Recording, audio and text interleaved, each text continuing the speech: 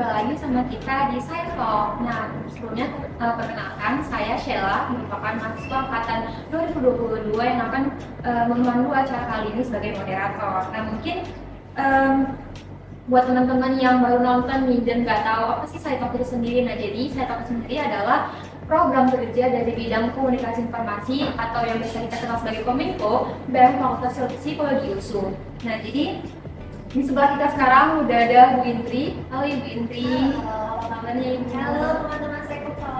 Oke, nah jadi kita sama Bu Indri kali ini bakal bahas tentang PFA. Nah jadi apa sih PFA itu sendiri? Nah PFA itu adalah Psychological First Aid. Nah PFA itu merupakan bentuk dukungan psikososial yang sederhana namun efektif yang berfokus pada pemberian bantuan psikologis segera setelah peristiwa krisis itu terjadi. Nah PFA itu sangat penting ya karena sebagai pendekatan awal untuk meredakan dampak psikologis dari kejadian traumatis. Mungkin untuk kita bahas secara mendalam tentang PFA, apa sih PFA sendiri, apa sih pentingnya dan siapa aja bisa memberikan PFA dan kepada siapa aja PFA itu dapat diberikan. Mungkin kita bisa nanya-nanya ke Ibu Indri.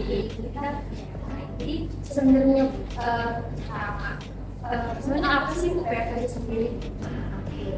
Jadi seperti yang kita ketahui ya PFA atau Psychological First Aid kan hati-hatiannya itu adalah pertolongan kepada jadi itu merupakan suatu tindakan ya yang diberikan kepada orang yang sedang mengalami kejadian traumatis ya.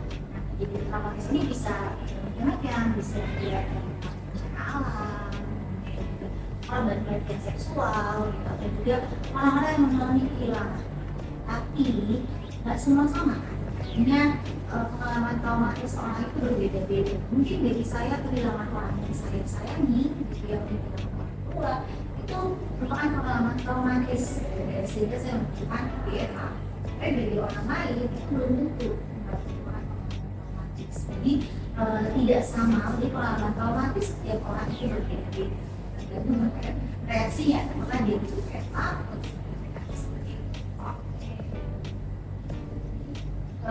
kalau untuk tujuan dari PFA ini sendiri, pastinya sih namanya pertolongan pertama itu ya seperti dari pertolongan pertama pada bencana alam ini pada psikologis gitu. Pertolongan pertama yang kita harapkan tujuannya itu memberikan ketenangan, memberikan dukungan gitu sehingga keadaan psikologis stresnya itu tidak semakin buruk gitu. Keadaan psikologis tidak semakin buruk.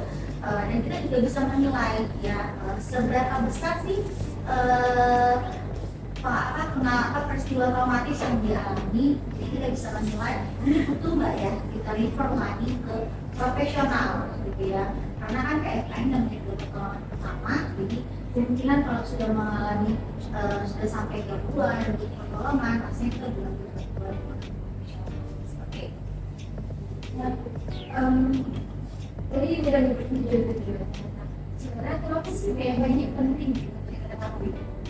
Jadi seperti kita tahu ya bahwa pengalaman traumatis ya itu kan adalah pengalaman yang sangat bisa mengganggu mental health kita. Jadi kalau mental healthnya kita terganggu, artinya kita sudah menjadi manusia. Sekarang ini di lingkungan sekitar kita juga lihat ya bahwa banyak sekali orang-orang yang mengalami permasalahan gitu ya, dan bahkan menurut survei yang dilakukan tingkat orang-orang yang mengalami permasalahan kesehatan mental yang mengalami gangguan itu semakin tahu semakin meningkat. Makanya itu kenapa kita penting sekali untuk melakukan atau melakukan PFA. Nah, tadi kan Ibu udah jelasin apa tujuannya, terus juga PFA ini penting. Tapi kan kita juga tahu kalau masih banyak nih orang-orang yang masih awam, apa sih PFA itu, gimana caranya gitu. Karena jadi apa sih langkah-langkah dasar yang perlu dilakukan dalam PFA itu sendiri? Baik, jadi langkah-langkahnya itu yang paling penting itu adalah banyak sih, tapi yang paling penting, yang paling simpel yang perlu diketahui adalah 3L, yaitu look, listen, and juga link ya.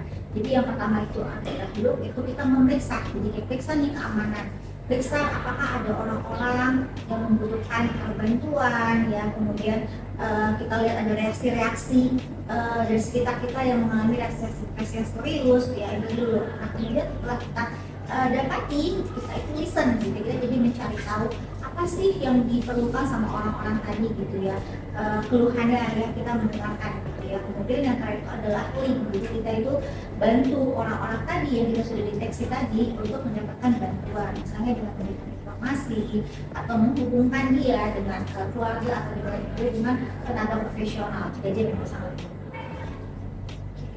Jadi harus dilihat teman-teman KL, look, listen, and lead. Oke, jadi selanjutnya kita kan sering kita ini kan orangnya beragam-agam, kayak kita nggak bisa nentuin kelompok ini usianya segini, kayak banyak campur-campuran gitu kan, apalagi di psikologi sendiri, sendiri kayak budaya itu macam-macam gitu kan. Nah, gimana sih caranya agar PFN itu disipkan ke kelompok-kelompok yang berbeda? Ya, jadi tetap ya kalau kita namanya memberikan bantuan kepada orang lain itu emang harus ya, kelompok artinya tadi ya dengan budaya tertentu atau mungkin dengan peristiwa traumatis tertentu, jadi pendekatannya beda-beda dan juga orangnya itu juga pun berbeda-beda ya. Jadi kita ketika kita menghadapi anak, orang dewasa, remaja, lansia itu berbeda-beda. Jadi kita harus sesuaikan dengan perkembangannya juga dan juga kelompok-kelompoknya. Misalnya kalau pada orang lansia ya mungkin motoriknya sudah mulai berkurang, jadi kita harus perhatikan itu pada saat kita. Kemudian mungkin pada orang-orang yang pelecehan seksual, kita harus sensitif dengan hal-hal tertentu ya. Kemudian orang terhadap budaya-budaya tertentu, ya ini misalnya pertolongan pertama pada orang-orang bencana alam ya, itu biasa sering kita kan masuk nih ke dalam suatu lingkungan baru, adatnya mereka berbeda, kita harus ikuti gitu. Jadi memang harus ada ilmu-ilmu dulu ketika kita akan memberikan PFA, jadi sehingga tepat sasarannya. Jadi yang tadi kita mau bantu, jadinya karena nggak sesuai deh, merasa tidak nyaman kan ya, kita kalau itu tidak tahu bagaimana pelayanan kita. Di PFN ini emang nggak bisa kita sasaran gitu, harus gimana, tadi udah bilang juga ini kan kita harus tepat sasaran gitu. Nah, untuk itu kepada siapa sih sebenarnya PFA ini ditujukan, kayak siapa yang butuh PFA itu? Jadi seperti tadi ya di awal kan sudah dikatakan bantuan kepada orang-orang yang mengalami peristiwa traumatis gitu. Jadi pastinya PFA ini dapat diberikan kepada siapa saja yang sedang mengalami permasalahan yang bisa dikatakan kritis secara psikologis gitu. Anak, orang dewasa, lansia, atau juga pada korban-korban tertentu gitu. Yang pastinya sih juga kita harus pahami bahwa pada saat kita memberikan bantuan ya, kita juga harus merasakan. Kadang-kadang ada orang-orang yang kita rasa dia butuh bantuan, tapi ternyata dia tidak mau gitu ya. Jadi itu juga tidak bisa dipaksakan. Jadi memang ada kaidah-kaidah yang memang harus kita pahami sebelum kita menggunakan PFA. Tapi PFA ini sendiri bisa diberikan, dibutuhkan oleh siapa saja gitu ya, di rumah sekitar kita, orang-orang sekitar kita, seperti itu. Nah, kalau misalnya di PFA ini dapat diberikan oleh kepada siapa aja gitu kan? Tapi siapa aja sih yang bisa yang memberikan PFA ini itu orang-orang yang gimana? Nah, sebaiknya sih seyogyanya itu orang yang sudah mengikuti pelatihan PFA atau sudah setidaknya mendapatkan sosialisasi gitu ya, karena seperti tadi ya kan kita bicarakan bahwa orang-orang yang mau kita bantu ini kan berbeda-beda, jadi kita juga harus punya ilmu pada saat membantu mereka gitu ya. Tapi walaupun kayak gitu kan sebenarnya juga pertolongan pertama itu sendiri juga bisa diberikan secara sederhana sih, misalnya pelukan ketika seseorang sedang menangis dan butuh dukungan gitu. Jadi siapa saja, tapi akan lebih baik jika itu sudah pernah mengikuti pelatihan atau juga persyaratan. Nah, mungkin dari ibu sendiri gini, mungkin teman-teman tuh tertarik ya tentang PFA ini, cuman mereka nggak tahu atau ini pas nonton ini tuh baru tahu apa sih PFA itu gitu. Karena dari Ibu apa sih kesan utama yang mau disampaikan kepada teman-teman satukan hati, kepada mahasiswa, masyarakat umum terkait pentingnya PFA ini? Jadi prinsipnya itu ada, kita itu prinsip PFA itu kita menggunakan sebenarnya. Jadi akhirnya orang-orang bersama itu sehingga mau belajar. Nah itu yang saat ini sangat makanya juga kenapa sekarang sudah banyak dilakukan terkait dengan PFA ini, misalnya untuk peer counseling seperti di sekolah ataupun juga tempat kuliah, dan itu juga seperti itu ya, supaya sebenarnya PFA pada lingkungan seperti itu. Jadi gue udah bilangan ini tentang peer counseling, karena jadi sebenarnya siapa sih peer counseling ini? Ya, jadi seperti artinya ya di sekolah itu adalah konselor. Jadi itu adalah individu yang dilatih untuk memberikan dukungan emosional dan kepada rekan-rekan saudaranya. Ya. Atau misalnya paling singkatnya itu adalah paling singkat, paling umumnya kita sering bilang adalah rekan-rekan teman-teman yang bisa menjadi tempat curhat, gitu ya. Jadi itu dikatakan berkonselor. Tapi sebelumnya pasti mereka juga pelatihan diri terlebih dahulu untuk menjadi konselor. Untuk tujuan dari peer counseling sendiri ada nggak sih seperti itu? Mereka itu sebenarnya memakai peer counseling? Ya. Pastinya kan peer counselor ini sangat dibutuhkan dengan tingginya masalah mental, gitu ya. Saya sendiri kan juga pasti juga mengalami ya, bahwa teman-teman sekitarnya saya kayaknya ada ya yang memiliki bantuan membutuhkan bantuan. Jadi kita merasa perlu dibentuk terkait dengan peer counselor ini sehingga bisa terakomodir gitu ya, ada peer counselor yang nanti akhirnya bisa diberikan bisa dirujuk kepada profesionalnya gitu ya, dan bisa membantu lingkungan sekitar gitu. Nah, peer counselor ini kan pastinya lebih apa ya, aksesnya lebih mudah gitu. Artinya kalau tadi misalnya kita ya di fakultas ini sendiri dia kan dosen juga belum, atau dosen PA juga belum tahu siapa sih mahasiswanya yang mungkin membutuhkan bantuan ya. Tapi dengan adanya peer counselor itu kan mempermudah, akhirnya sasarannya lebih tepat. Mereka jadi teman-teman kelas dari bantuan atau peer counselornya dulu, baru nanti kalau memang yang membutuhkan lanjut akan di-refer ke dosen PA ataupun juga ke psikolog yang lain seperti itu. Jadi saya mulai dari yang pelajar, berarti ini fakultas saya itu udah ada peer counselor ya.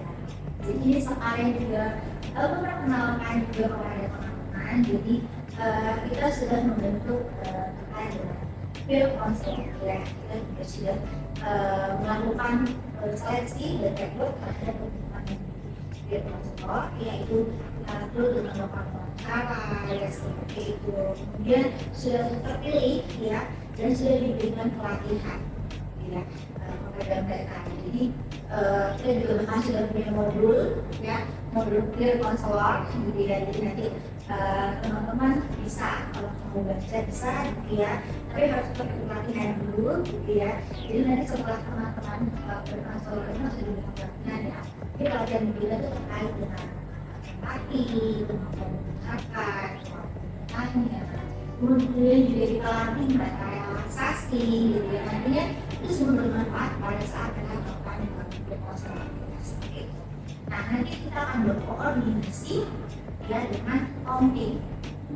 Jadi OMPI itu nanti yang akan memberitahukan kepada peer counselor mana yang mahasiswa yang membutuhkan bantuan secepatnya.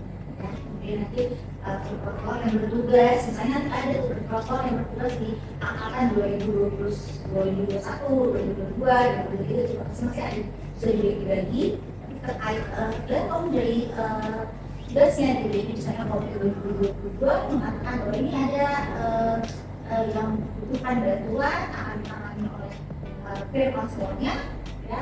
Nanti peer counselor-nya akan memberikan bantuan pertama dulu ya, sama seperti yang dilakukan PFA yang sudah diberikan pelatihan.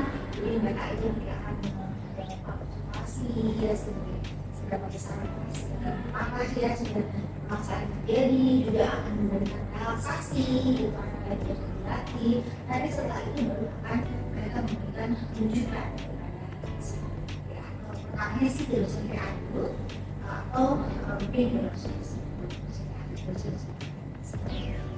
Terima kasih Bu Hilda atas penyampaian materinya. Mungkin dari apa yang dibilang Bu Hilda tadi, teman-teman juga tahu nih apa sih dunia PFA itu sendiri, dan teman-teman yang mungkin selama ini nggak tahu ternyata ada peer counselor nih di psikologi, jadi ini udah tahu oh ternyata ada peer counselor nih di fakultas kita. Mungkin kalau dari Bu Hilda sendiri ada nggak pesan buat teman-teman satukan hati yang mau disampaikan, terutama buat mereka yang memerlukan bantuan psikologis cuma bingung mau kemana, nggak tahu mau ke siapa.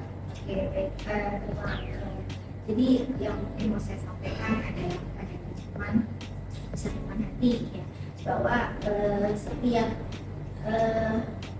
individu itu pasti punya masalah, ya. Setiap masalah pasti ada penyelesaian. Namun jika teman-teman merasa bahwa teman-teman ini permasalahannya sudah cukup mengganggu, kemudian juga ada secara individu tidak berfungsinya juga sudah terganggu, misalnya sudah tidak semangat lagi berkuliah atau mengalami kecemasan ya, sehingga menghambat berfungsi Anda sehari-hari, berarti Anda yang sudah membutuhkan bantuan. Kita di sini di Fakultas Psikologi sudah ada peer-counselor-nya, dan mudah-mudahan ini bisa sangat membantu dan sangat bermanfaat ya buat kita. Oke, mungkin sekian aja Bu sesi kali ini. Terima kasih kepada Bu Indri yang udah meluangkan waktunya untuk berhadir mengisi materi pada sesi saya talk kali ini. Ini cukup sekian dari saya. Terima kasih Bu Indri. Selamat siang.